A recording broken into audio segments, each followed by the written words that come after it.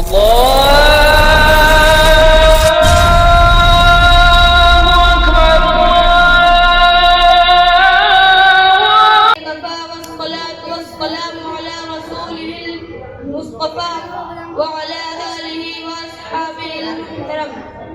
بعد قال الله تعالى أعوذ بالله من الشيطان الرجيم بسم الله الرحمن الرحيم اقرأ وربك الأكرم الذي علم بالقلم علم الإنسان ما لم يعلم.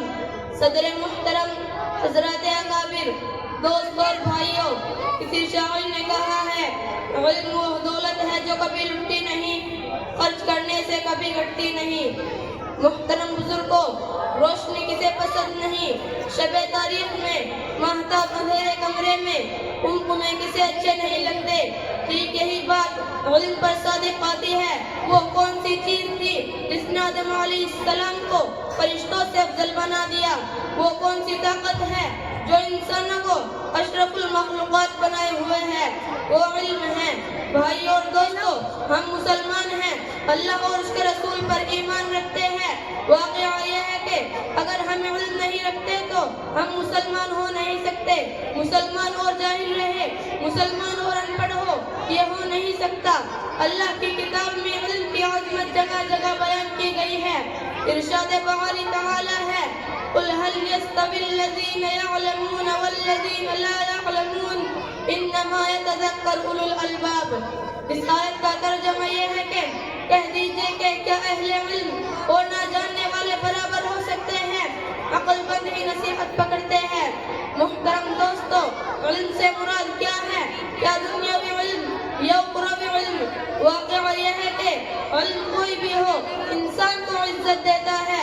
انسان علم ہی سے کمال پاتا ہے. فوج، لاؤ لشکر اور مال و دولت اسے واقعتاً عزت نہیں دیتے.